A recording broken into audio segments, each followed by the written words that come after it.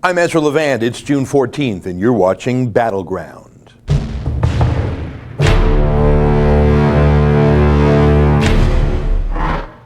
Welcome to the show. It's Ezra Levand, the president of the Rebel.media. Of course, I prefer my formal title, Rebel Commander of the Rebel.media. It's nice to be back. My friend John Cardillo was in yesterday as I was traveling. What we do every day at 12 noon Eastern Time, 5 p.m. in the UK, 9 a.m. on the Pacific Coast, is we take 1 hour of live chat. It's called Super Chat. That's something that YouTube has set up, where, as you can see on the right-hand side of the screen, you can say whatever you like. Hundreds of comments are made. I try and pick out some that are interesting, but it's tough to do that, to be reading and sorting and talking to the camera live. I do that every Friday. We call it Friday Free-for-All, where I almost exclusively read comments. And if you want your comment to stand out, you can do what YouTube calls a super chat, which is for a couple bucks, you can have your comment put in bright highlight. And in fact, if you put in, I think it's $5 or more, sort of pinned to the top for a period of time. And the great news for content creators like us is that YouTube actually shares that dough with us. They don't keep it for themselves. So it's a good replacement for conservative media like us who have been demonetized by the social justice warriors at YouTube. I want to talk about Tommy Robinson today. I was shocked to learn that Tommy had been moved from Her Majesty's Prison Hull to another facility. And I'll tell you why I was shocked by that.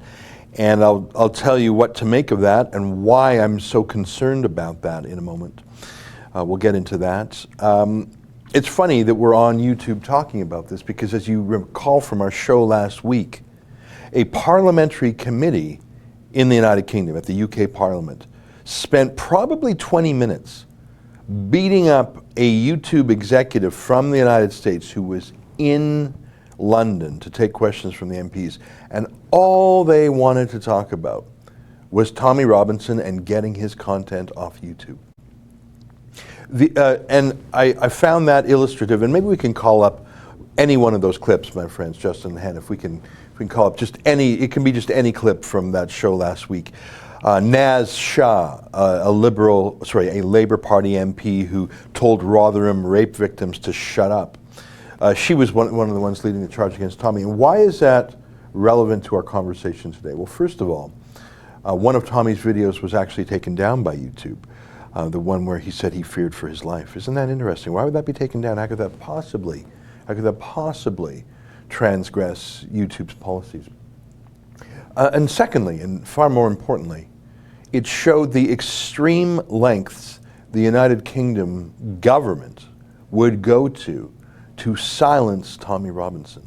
They weren't even hiding it. I mean, in Canada here, you might recall that our Prime Minister, Justin Trudeau, the shiny pony, he had a private conversation with, in his case, the COO of Facebook, Sheryl Sandberg. And he threatened her that if she did not crack down on what he called fake news in advance of the next election, he would crack down on Facebook for her. So that was off the record. There was a private conversation. It was leaked to the Toronto Star. That's the only way we learned about it. In the UK, they're far, far further down the road than that. They had this public committee hearing, televised, documented in transcripts, the public record, where MP after MP demanded that YouTube censor Tommy Robinson. And just as a reminder for those who didn't watch the show last week when we talked about this, the Facebook executive, the Google executive, Google and YouTube being the same company, executive they were grilling was Google's head of counterterrorism. Now you might think, why would an internet company have a head of counterterrorism? Well, the answer is because genuine terrorist groups like ISIS use YouTube for propaganda videos, for recruiting, for communicating amongst each other, and it makes sense to have a head of counterterrorism to block that. And so this guy was genuinely an expert in Al-Qaeda, in Al-Shabaab, in ISIS, in Islamic Jihad, in Hamas, Hezbollah, terrorist groups. But that is not what the Labour MPs in the UK wanted to talk to this head of counterterrorism about. They were trying to get him to say that Tommy Robinson's videos of political commentary were akin to terrorism and must be taken down. Any luck in finding that video, you guys? We're still looking? No problem. Well, it's not a rush. I just want to put that as a punctuation mark, an exclamation point. The reason I mention that, and my friends are digging up the video, so I'll show it to you when we get it, is If that's what they're willing to do in public to Tommy, imagine what they're willing to do in the darkness against Tommy. And again, we already have a taste of that. Just over a year ago, when a SWAT-style raid on Tommy Robinson's house at 4:30 in the a.m., a judge sent a squad of police to pull Tommy out of bed, shock and terrorize his family. Police raid at your home at 4 a.m.? When you got kids at home? Why would you do that? To shock and terrorize someone. Police know where Tommy lives. They could have picked him up any time of day. They could have waited till the kids were at school and his wife was at work. They could have picked him up that way. No, no. They did that to shock and awe and embarrass and stress him out. So if that's what the police will do in public, raid his house at 4 a.m., if the police, if MPs will call for his YouTube videos to be banned by YouTube and Google in the name of terrorism, if that's what they'll do in public, will they not also undermine him where they think they can get away with it? Well, of course is the answer. And they've done it before when Tommy has been put in jail before for civil matters. They've put him in with lifelong murderers. And as you know, most prisons in the UK are dominated by Muslim gangs. What Muslim criminal in jail already for life? So there's no higher sentence that can be meted out. They don't have the death penalty in the United Kingdom. So let's say you've got a Muslim murderer in prison for the rest of his life. So they can't do anything more to him. In a way, he's an outlaw in that you can't do anything more to this man. You can't give him a higher sanction or a higher sentence than he already has. So you're a Muslim murderer or a terrorist in prison, already at the max. What would restrain you in any way from killing Tommy Robinson if you had the chance? In fact, that would make you a martyr, or at least a hero if you were alive, and a martyr if for some reason you wound up dead over it, which how would that happen? So putting Tommy Robinson in a prison in the United Kingdom, in a prison that has any domination by Muslim gangs, which is most of them, is extremely dangerous to him. And the prison where he was sent almost 3 weeks ago tomorrow, Her Majesty's Prison Hull, which is near Leeds in the north of the UK, was actually one of the safer prisons in the United Kingdom for Tommy, in that it was not dominated by Muslim gangs. And even though it is surely uncomfortable to be in prison at all, and of course prisons are generally full of criminals, at least Tommy's life was not in critical and imminent danger there.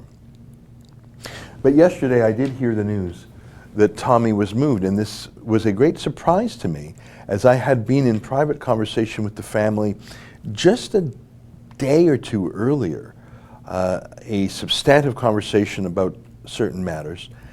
And this, everything we were talking about other matters, and I assumed, like that was the last, I don't talk to Tommy's family every day, that I have no reason to, and they would have no reason to.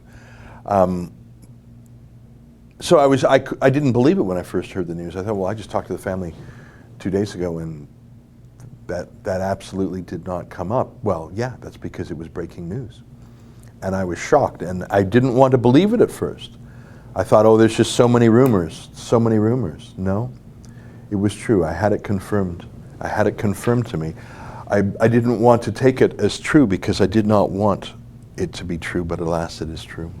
I'll talk to you a little bit about that in a moment, but first I want to say thanks to Lulu Bobs, who chipped in $1, and the Flying Dutchman, who chipped in £1. Thanks for that, you guys. If I see you're doing the Super Chats, but if you want to have some comments associated with your Super Chat, just type them right in, and I'll make sure to read those comments. So you don't just have to chip in at all. You can say, Ezra, read this comment. And I see it out of the corner of my eye because my computer's on here.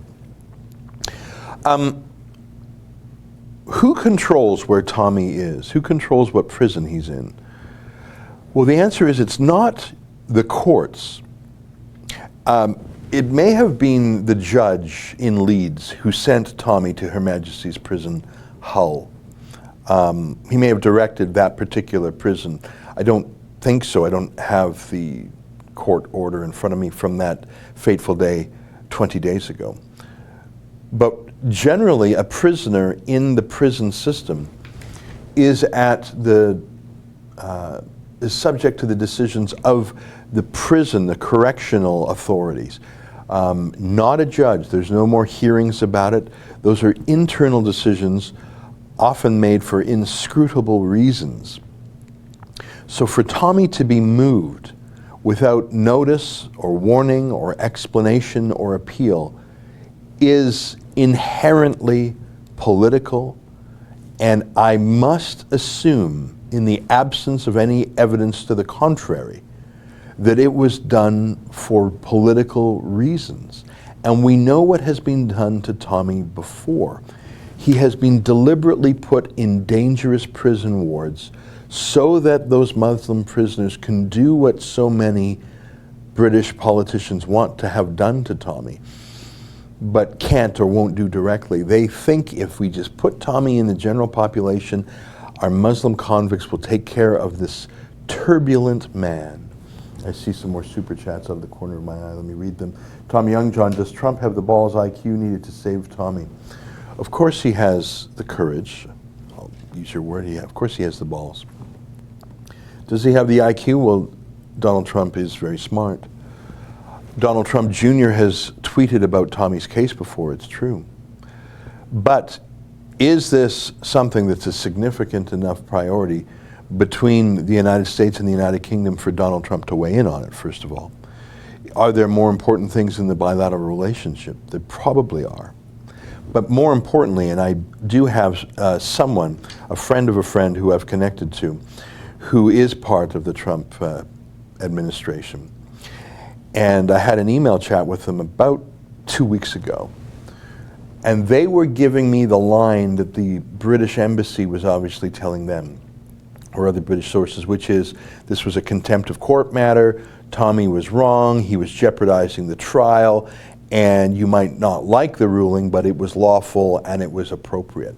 So I know for a fact that the Trump White House was attentive to the matter. We know for a fact Donald Trump Jr. tweeted about the matter. And from this friend of a friend who I connected with directly at the White House, they were actually fairly firm in saying, well, here's what the Brits are telling the White House. This is not political. This is the integrity of the trial was in jeopardy. If Tommy had gone too far, it could have derailed the whole trial. Now, that's obviously a lie, an exaggeration, and spin, but that's the British government pushing back. So if you're in the Trump White House, you're thinking, okay, the Brits say this was legit. What we have on the other side are pundits and conservative citizen journalists. Are we really going to make this a priority issue with the United Kingdom? So that's one answer there. I see some more super chats. Let me read them quickly. And my friends tell me they have those clips, that clip now from the British Parliament. Lulu Bob says, I've heard that YouTube has recently permanently removed a video of Tommy's titled, I Won't Be Around Much Longer. Have you heard this? Yes, I have heard that. And I went to Tommy's YouTube page just yesterday, and I can confirm that that has happened. I see one from J Max. Has there been any news Tommy is still alive? What if he is already killed and they're keeping it secret so the people in the UK will not erupt into riots? You're right, and you're asking to deny a negative, if I'm, sorry, let me rephrase that. If something has happened and it's a secret that it happened, how can we know if it has happened or not? So you're asking me to confirm a nullity. If he was killed but it's being a secret, how would we know? Well, the premise of your question is it's a secret, so obviously we wouldn't know. I'm in a bit of a position here, and let me disclose it to you. As I mentioned, I've been in some touch with the family since actually the day this happened 20 days ago. And I want to maintain the trust of the family, and I want to maintain my own reputation of being able to keep a secret or a confidence or a private matter. Even if it's a little colorful detail that would delight you if I were to tell it to you, I feel like I have a certain moral obligation to keep my conversations with the family confidential. And so while I know a little bit about this story, not much, I don't want to say, well, I talked to so-and-so and he said this, and I talked to so-and-so and she said that. I just don't think that that's productive right now, because I am in some ways trying to help in a low-key way. But I can tell you I received a communication from the family yesterday that indicated Tommy is alive. So that's the best I have in countering your theory or your suspicion or speculation that he might be undone. I hope that's not the case, but of course I wouldn't know about it until, God forbid, I don't even want to contemplate that, but I believe it's fair to say this: Tommy has been moved to a prison. There was no hearing to determine that. We must assume it's political. We must assume that Tommy is still alive. I've contacted Tommy's lawyers, and I don't even want to tell you much more than that, other than they gave the answer that they should, which is their client is Tommy and they're not at liberty to discuss certain things with me or with other journalists. So you ought to be a little bit cautious if you hear other people who are describing legal decisions or legal strategies to you. I knew that when I asked Tommy's lawyers certain questions, I knew that they would give me the answer, we're not at liberty to discuss that, because any lawyer worth their salt has something called solicitor-client privilege, which is what they're doing for their client is private. It would be like a doctor who would not just divulge a patient's details. If a famous person or a friend of yours even were in hospital with a medical condition and you called up the doctor and said, "Hey doc, what's happening?" Unless you were an intimate family member who had some sort of standing, the doctor would not say, "Oh, well, let me give you a full rundown of his medical situation." It wouldn't, because it's a confidential matter, and that's the same with the lawyers. So I don't want to go into too much more detail, but I can confirm that this is a fact, and I was most upset to learn it because I had spoken to the family short days earlier, and things were actually, I think, on a positive track. El Chapacabra says, do we know why Tommy was moved to a different prison or wings? Well, that's my point. Those decisions are not done out in the open. They're not court decisions. There's not a hearing, there's not a pro and a con, there's not a transcript, there's no evidence, there's no independent arbiter. Once you are within the prison system, they can make executive decisions about where you are. And that makes sense. I mean, if someone is involved in a fight in the prison yard, would they be put into solitary confinement for a day as a punishment? Yeah, and you wouldn't expect to have a full hearing over that. That would be an executive decision, administrative decision made on the spot by some prison warden or whatnot. So it's an opaque decision, but because we have no information about it, and because we know the way the authorities have treated Tommy before, I believe it is reasonable to worry that this was a political punishment to Tommy, of him personally, perhaps trying to get him killed, and perhaps in response to the massive protest rallies that have been held in support of Tommy, including one last weekend. Now, a moment ago I told you I wanted to show you a video of Naz Shah, a Labour MP from the United Kingdom. I just want to show the first clip of her grilling this YouTube Google executive. And just for 10 seconds again to remind you, this is the head of counterterrorism at Google. His job is to stop ISIS, Hamas, Hezbollah, Al-Qaeda. Not to engage in political commentary, but all Naz Shah wanted to talk about is, hey, will you silence Tommy's voice? Take a look. Algorithms on YouTube, when you are searching for national action, will then promote the likes of Tommy Robinson and Britain First. This is despite the fact that the Finsbury Park Mosque, where somebody was killed, and that's recently been in the headlines, despite the fact that videos of Tommy Robinson were cited as part of the online radicalisation of Darren Osborne in the Finsbury Park court case, YouTube continues to promote them videos. What have you got to say about that? We are working.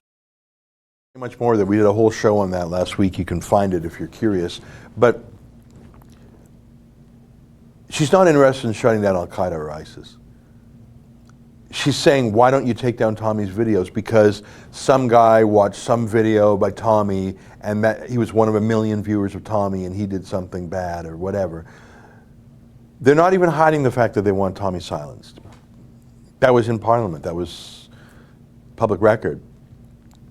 If they're willing to say that in public, what would they not do in private? A couple of super chats. Tom Youngjohn says, UK police royals and politicians are corrupt beyond repair. I don't know why you would put the royals in there. I don't know if they have any hand in any of these matters, so I would exempt them without any evidence on your part, Tom. But the politicians and the police, well, remember what Daniel Pipe says, the 5 P professionals. The press, the politicians, the police, the prosecutors, and the professors. I think that they absolutely are, as a group, as a mob, against Tommy Robinson. David Risner says, Ezra, wouldn't the prison guards be sympathetic to Tommy's plight? Help keep him safe? Maybe some would be. But just like the police, I just listed the police, they're very politically correct these days. There are more than 900 police officers in the Metropolitan Police alone, that's the London Police Force. More than 900 police in London who are just on hate crimes, feelings, hurt words, mean tweets. Just stop and think about 900 people. Think about the room that would fill. That's more than a normal movie theater. That's like a grand theater. 900 police in London alone, let alone Manchester, Liverpool, wherever. 900 police on the hurt feelings file. So I don't know if police are who you think they are anymore. And even if they are, they have to follow their boss's orders. And police, I think, by nature, too many of them take the path of least resistance. And if there's a trouble, is it easier to handle, let's say, a whole Muslim gang in prison or one guy? Yeah, I'm worried. I see another super chat. Let me just read them. LC chipped in $20. Thanks very much, LC. If you want to have a comment, please put that too. I mean, I appreciate the $20. It helps us cover the bills here. But the super fun thing about the super chats, I guess that's why they call it super, is your comment is tagged and pinned there for 5 minutes or whatever. So if you want to put a comment, we'll keep an eye peeled and I'll read it out. Metal Novak says the UK government doesn't have the balls to be honest and simply execute the citizens they don't like. Instead, they rely on their jihadi henchmen to do the government's dirty work. That is the obvious inference of transferring Tommy. I am absolutely sure, I have no evidence before me, but my year spent getting to know Tommy tells me that he would not have misbehaved as a prisoner. Absolutely not. He would know his rights and he would speak out and he would ask questions and he would insist on things.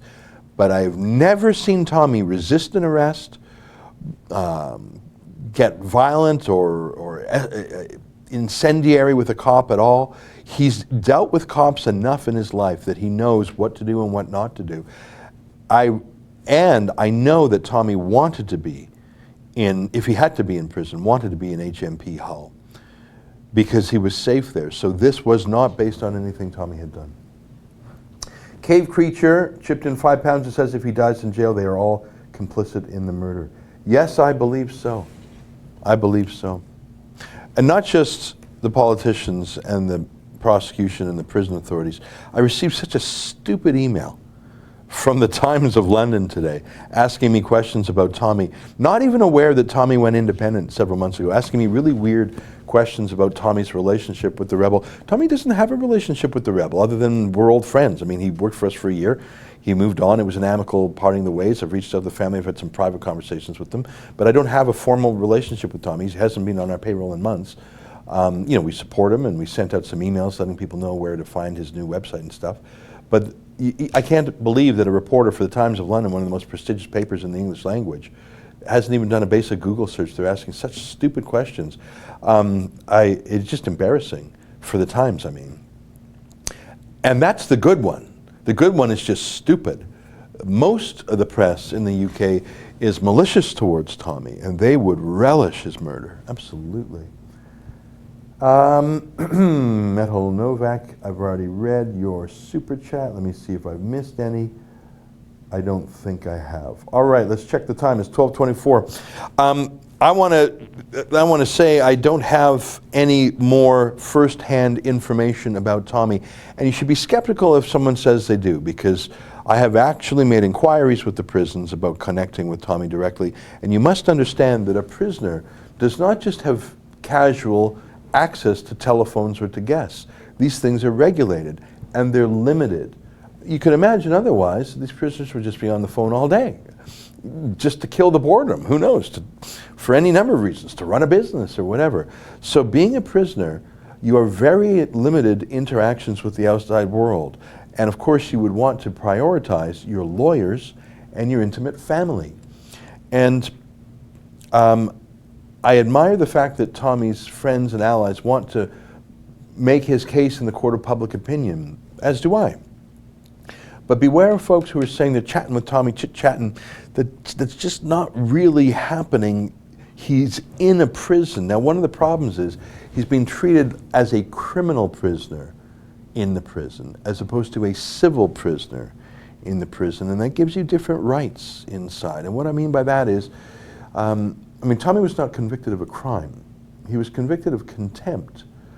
And I think that there are certainly grounds for appeal. Hopefully, at the very least, we can have his lawyers can achieve a proper prison for him and more rights as a prisoner, because he's not there as a murderer, he's not there as a burglar. Hopefully they can get him out on bail. Hopefully have a proper appeal. And I'm not going to get into the legal strategy because, again, I don't want to disclose any confidences, but I think it is publicly known that Tommy has a firm that's helping him. I won't go any further than that. I think I see a new super chat. I don't. If I miss one, I'm sure my team will send it to me. It's 12:26. We're about halfway done. I'm going to read a few generic comments about Tommy, and then we'll move on at the bottom of the hour. D. Akerley, 218, chipped in $5. Thanks very much. If you have a comment, please make it and I'll read it. Kim Sinclair, would the government take notice if 20,000 people showed up to blockade the prison or bust him out? Yes, but I don't think it would be a positive notice. I think that would be regarded as anarchic, as possibly violent, as a violation of the rule of law. So I don't think that there should be a big rally to, use your phrase, bust him out. It's just not going to work, guys. It's just not going to work. But to have a protest to indicate displeasure, that absolutely. And to have the protest at the prison, yes. Now, I think it would be a bit of a schlep. I've had a report of where the new prison is, but I've heard two different names of two different prisons where he's been held. And so until I can verify it directly, I don't want to say it. And I think it might actually be confidential. I don't know if I want to even if I knew, if that's a confidential fact, I don't know if I want to publicize what prison he's in. I think it would be excellent to have a large protest outside the prison, but only as a political tool and a media tool, not to bust him out. I mean, maybe you're speaking metaphorically, but I worry again that the media is so hostile, and I think some police leaders are very hostile. They would try and provoke an incident to say, oh, look at these violent yobs. I'll read a little bit more. Blizzard Media, the longer they keep Tommy inside during the World Cup, they're asking for big problems if they don't release. Could be. No More says dig for Tommy. That's sort of funny. Sarah M. Kim Sinclair, you could always bake him a cake with a file in it. I appreciate the humor. It's heavy matters, though. It's heavy matters. Ramtuber 57, they're not going to give in to protests. Well, you're right. And in some ways, you don't want a judge to give in to protests. You want judges to be impervious to political pressure. You want someone who's innocent to be found not guilty, even if there's a mob saying, he did it, I know it. Well, if the facts say someone's not guilty, we don't want to have mob justice. And so the other side of that, if someone says he's innocent, if someone is popular, they ought to be subject to the rule of law, even if there was a march. But I think the problem here is that Tommy was not properly prosecuted or convicted or sentenced. I think there were a number of problems.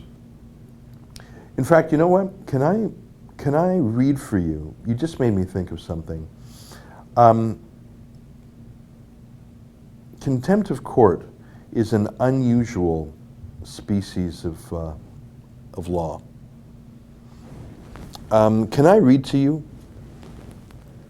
Rule 48.7? of the criminal procedure rules. Can I give you a little bit of law here?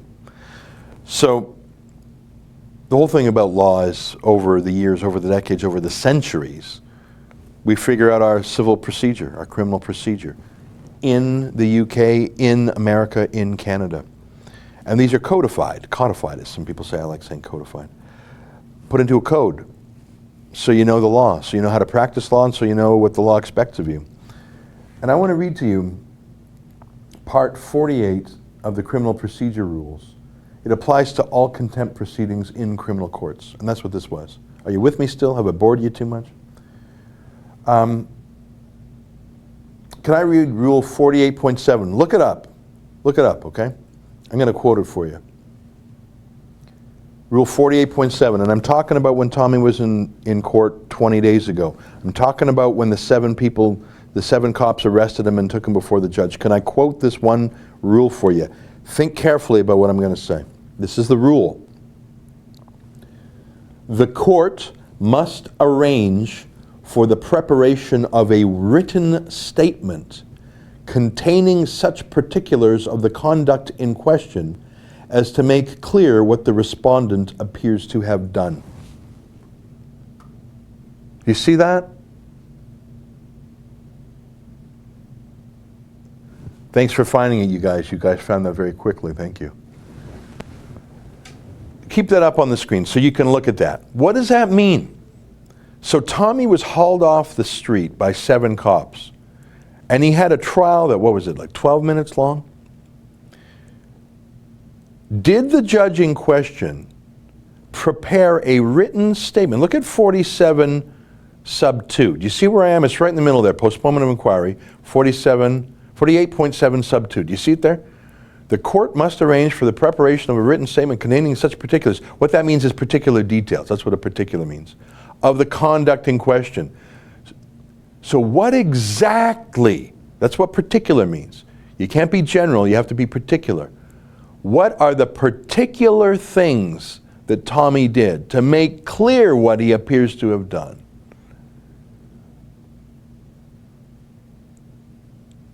Was that done? That's an example of what I mean. There's real grounds for an appeal here. I am skeptical that that rule was followed. You can take it down, thank you. I am skeptical that that rule was followed. I don't think we've had a proper airing of the law or the facts in Tommy's case. And the reason I tell you that is the proper way to bust Tommy out of jail is not to bust him out of jail, is to have a proper hearing and an appeal. I believe in these rallies, of course I do. I want them to continue, of course I do. I like the idea of a rally outside prison. Actually, I really like that idea. But it has to be peaceful. And what worries me is that either a left-wing Antifa activist or some police authority that despises Tommy will send an agent provocateur who probably looks like a Tommy supporter, probably is carrying a Tommy sign, probably is wearing football, soccer apparel, and is saying, "Hey, Tommy Robinson." And, "Oh, you're one of us." And then he punches a cop, throws a beer, does some, I don't know. Now, I'm not saying those things never happen authentically, but I think Tommy's people are pretty well behaved.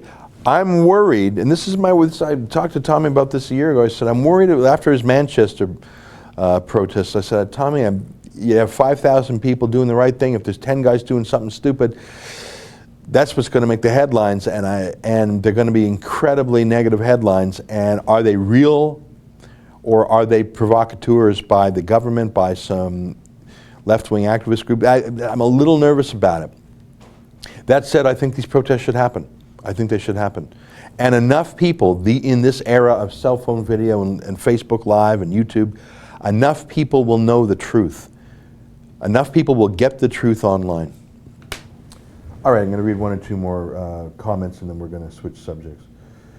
Dirt Dog, England belongs to Merkel and the globalists now, R.I.P. Tommy. I'm not going to blame Merkel for this one. Merkel, I would put her to blame for a lot of the financial matters in the EU that generally doesn't touch on the UK. I would obviously place at her feet 2 million Muslim migrants, but The Muslim migrants in the UK that are doing the gang rapes, they weren't let in by Merkel. They were let in often years ago. Some of them were even born in the UK. I see a super chat. Jabberwolf says, but the courts will drag their feet for a year before an appeal. I don't think that's necessarily true. There's all sorts of ways to have an expedited hearing. You just got to apply. Unfortunately, that has not yet been done. I mean, it may have been done today. I understand that the deadline for an appeal for Tommy is tomorrow, 21 days from his day of conviction. Primpal 08, Tommy Robinson, I won't be around much longer. Is still on YouTube, just not on his channel. Okay, well then I think that means it has been re-uploaded then, because it was on his channel. So I think it has been re-uploaded again. Space Cat, are there conduct hearings for judges? Yes, of course there are. And some good people have filed complaints against the judge and have sent me copies of those complaints. And the response is what you would think it is, which is disagreeing with a judge's ruling is not a matter of judicial misconduct. Because a judge is allowed to get it wrong. That's why we have appeals courts. Every time a judge gets something wrong, you don't fire the judge or sanction the judge. He's corrected legally by the court above him, and in some cases, perhaps the court above them. I'm not familiar with all the different streams of the courts in the UK. So if this judge was wrong, the judge who tried him for contempt, that doesn't equate with misconduct. And I don't think there would have been, I think the judge was wrong. And I think he was procedurally wrong and substantively wrong. But that does not rise to the level of misconduct, which suggests that he was doing something morally wrong as opposed to just making a mistake. Do you see the difference? You can make a mistake, you can even be hot-headed as a judge, and that does not yet rise to the level of misconduct. Would you agree with me? Super chat, Andrew Sr., child rapists are segregated in prison for their protection. Our Muslim Home Secretary throws the guy who talks about child rapists to the wolves. It may be that the Home Secretary, who was recently replaced in the UK, I think Javed Savid, I forget his name. I doubt he was personally involved in this prison move. I just doubt it. But maybe. He is responsible for it ultimately, politically. Mike Levine says, does the First Amendment protect free speech in the US? What about Molly Norris? Her name should be a household term. Well, of course the First Amendment protects free speech in the US. That is the only place where the First Amendment applies, regrettably. And the fact that I do not know Molly Norris confirms your premise that she is not a household name, for her name has not been heard in my household.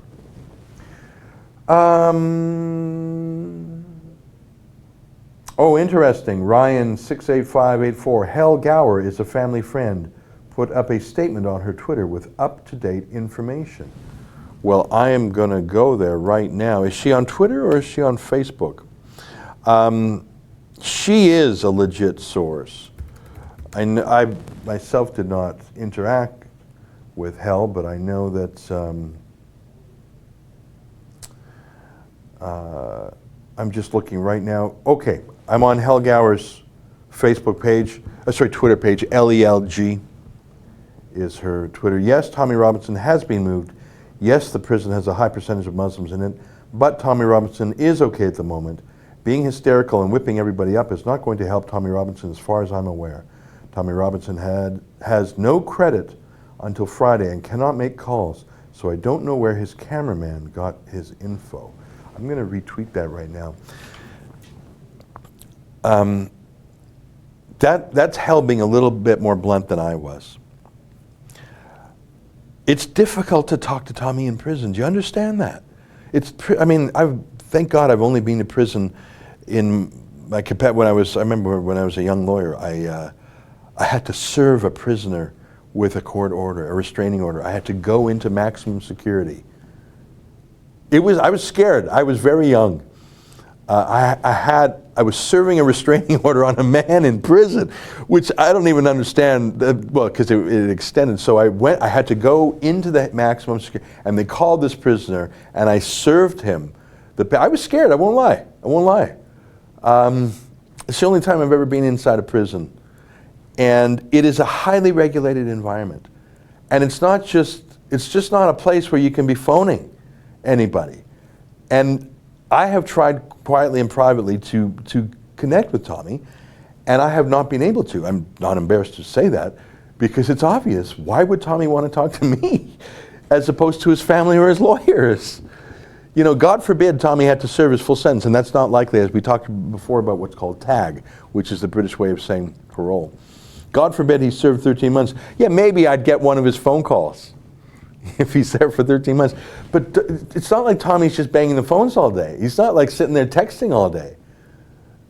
So the calls are going to his wife and some other very close family members, and it sounds like Helen is in touch with him. Yeah, thanks for putting that up. And I'm not here to fight with any of Tommy's advocates, but I was trying to chase down these rumors yesterday, and I talked to some people privately who were talking about it. I said, can I ask where you got the information? And it was always secondhand, because I wanted to know, you know, how can you even be talking to Tommy? So Hell's comment is basically a way of saying he's not even, I mean, let me put it to you, you remember, Tommy wasn't even able to meet with his lawyer for 6 days or 7 days. Don't tell me he's chatting with journalists. He's not. Anyway, I'm glad, thank you for that comment. I'm really glad you brought that to my attention, Ryan 68584. All right. I'm going to read a couple more comments about Tommy. Miss Little Pig, Tommy will not leave the UK as it is his home. I think you're right. I mean, taking Tommy out of the United Kingdom is like taking a tiger out of the forest, tiger out of the jungle. It's just, tiger doesn't want to live in a zoo. Now, I'm not calling America or Canada the zoo, but it's just his home. It's his home. It's his history. It's his family history. It's his community. He loves it. Tommy loves the British culture, the British history, the British way, the British people. He just does. I think, and I'm just speculating, if his life and the life of his family were truly in jeopardy, I think he might consider, if an opportunity was available to him, to leave. But that's tough, though, because he has a criminal record.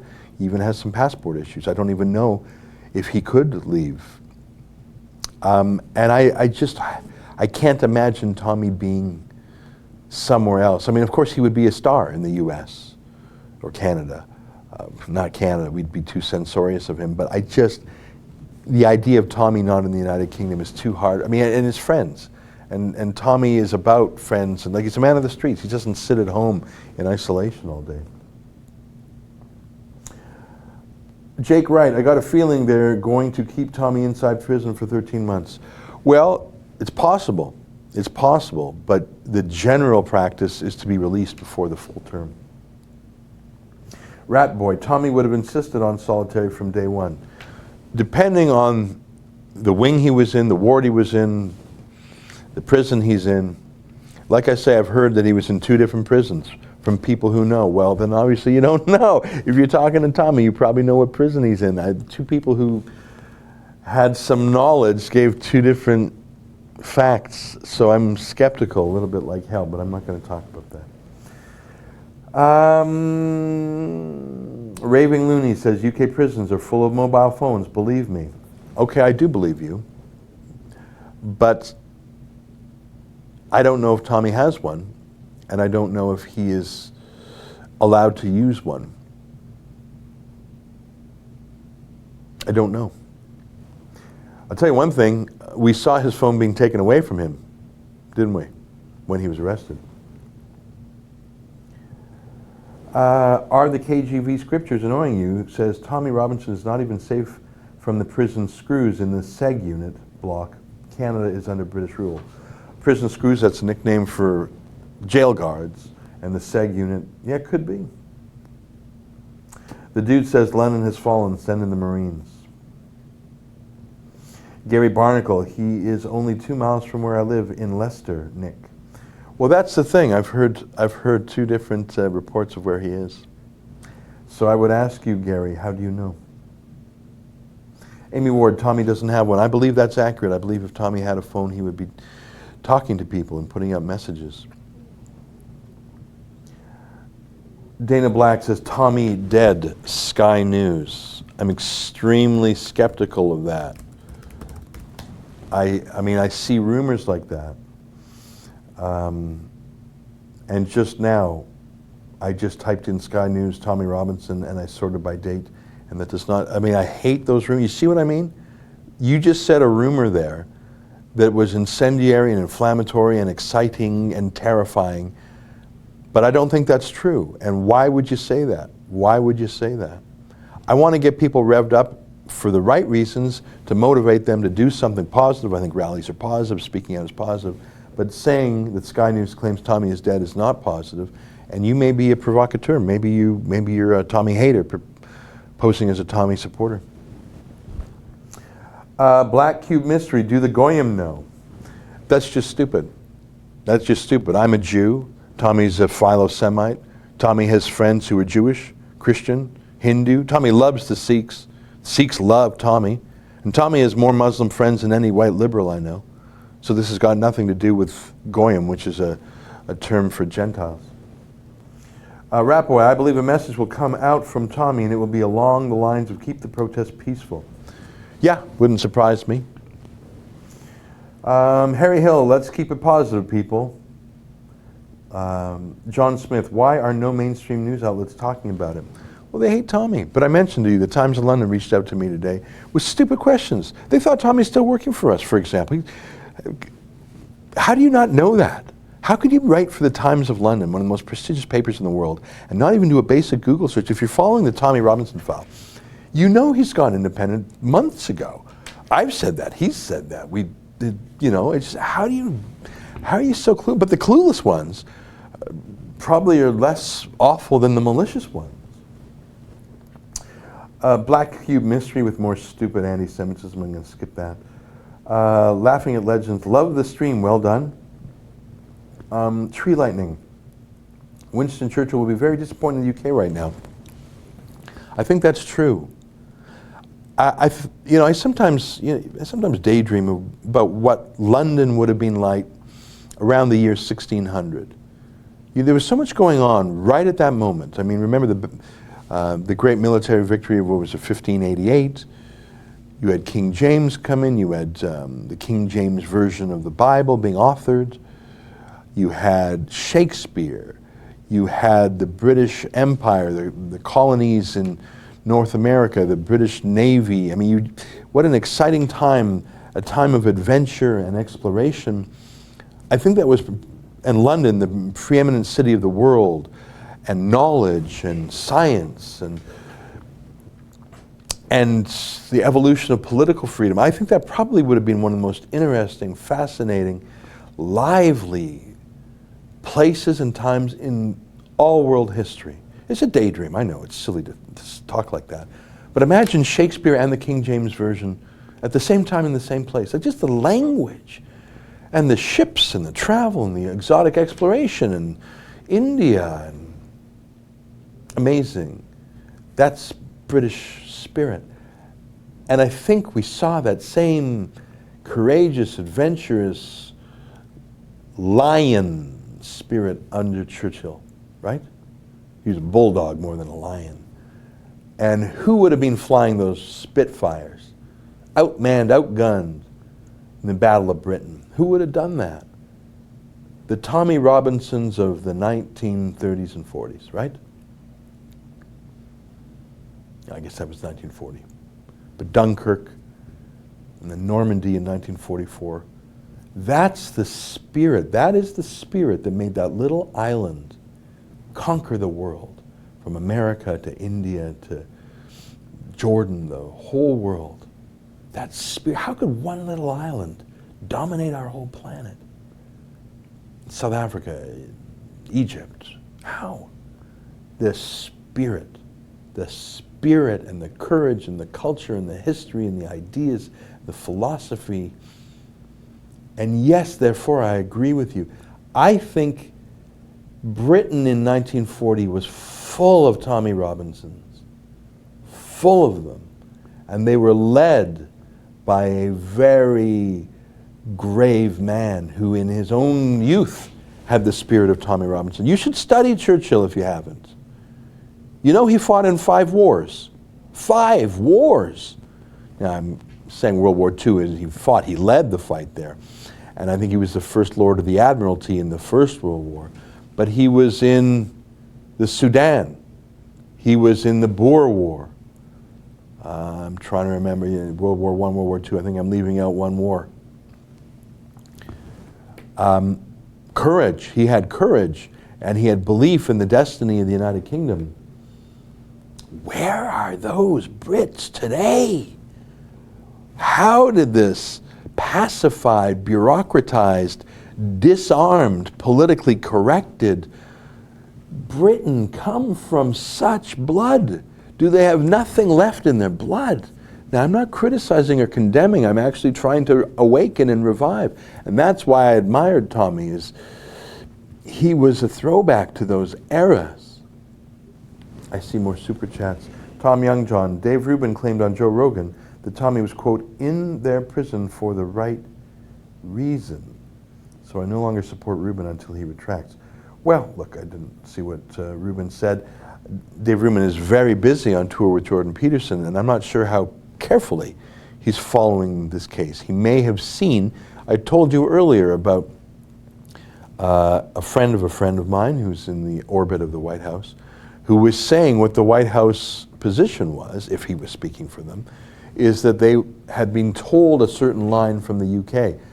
This isn't political, this is about the integrity of the legal system, it's about protecting the integrity of the trial. Tommy could have screwed, like that, the official line is what the White House has been sold. And I think that maybe Dave Rubin has seen that line and has not seen the counterpoint to it. But why don't you bring the counterpoint to Dave Rubin's attention?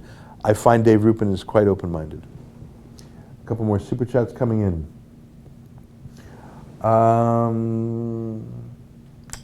Mike Levine says, Molly Norris was a cartoonist who, after South Park promoted Dra Mohammed Day, she disappeared. She should be a household name. Free Tommy Robinson. Tommy is a patriot and a real hero. Okay, now I do remember Molly Norris, and she had to become a non-person because of the threats. I don't think that's necessarily a First Amendment issue. The First Amendment protects individuals' free speech from government encroachment.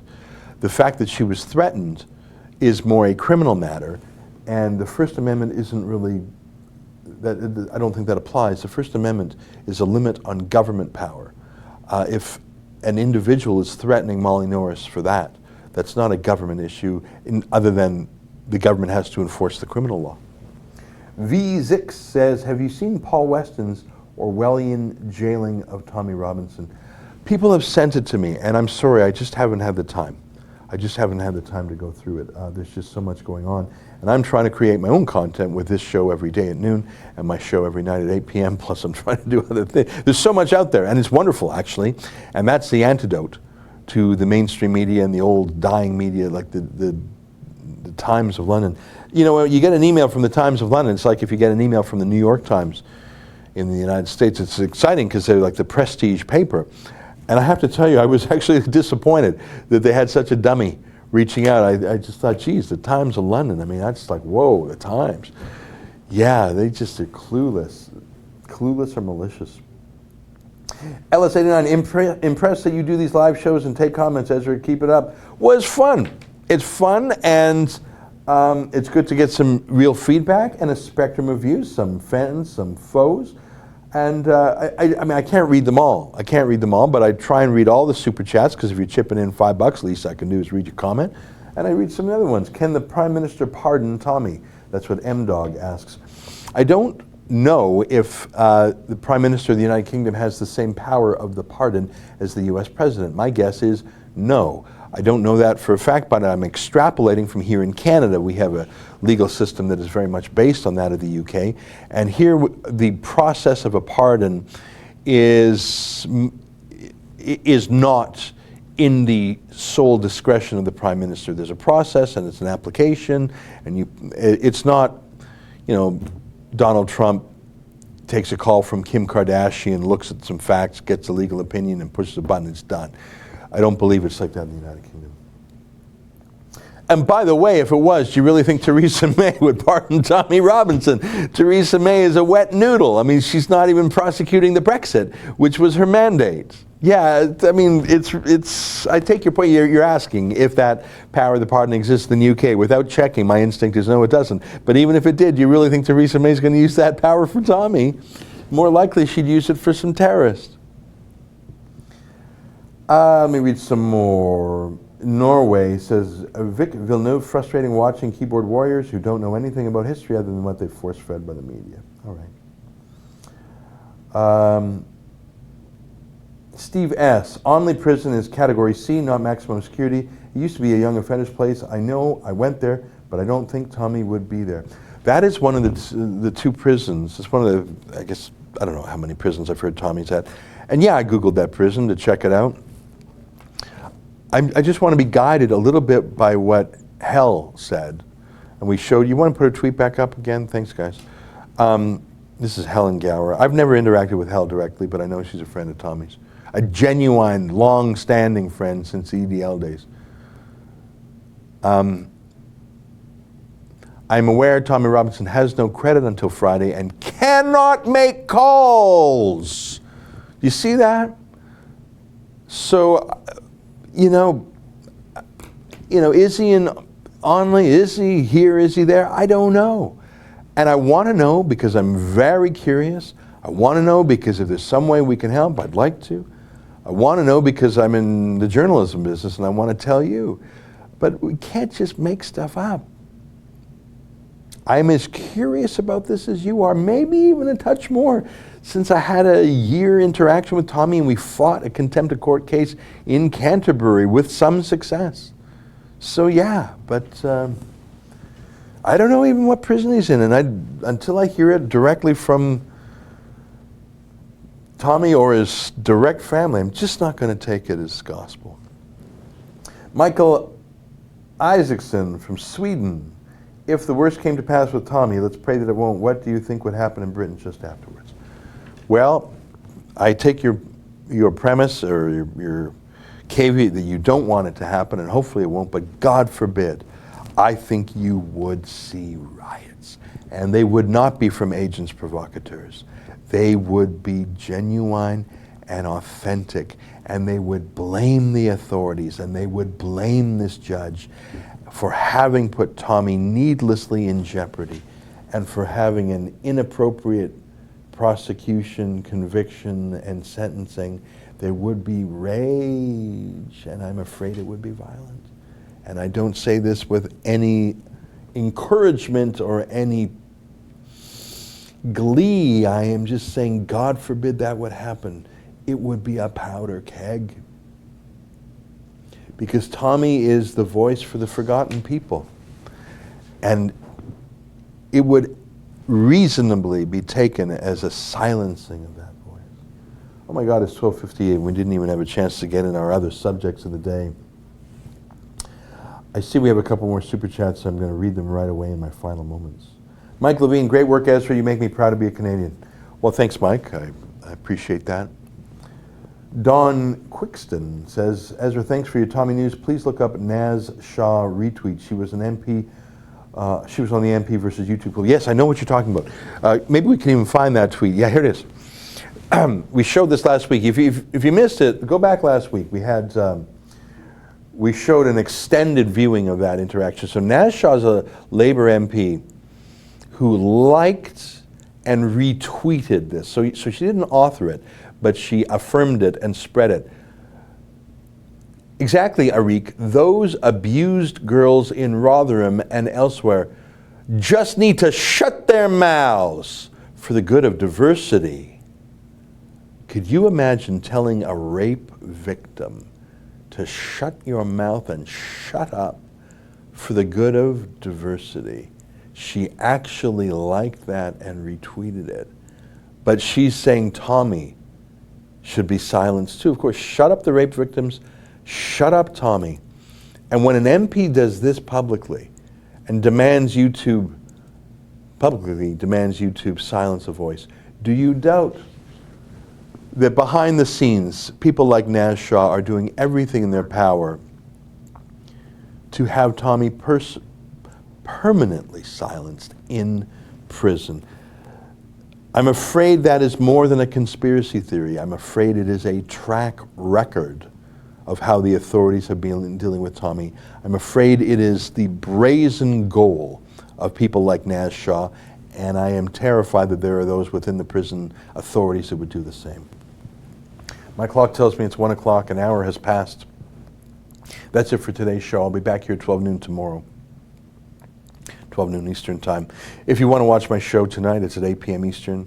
Until next time, on behalf of all of us here at Rebel World Headquarters, goodbye, and keep fighting for freedom.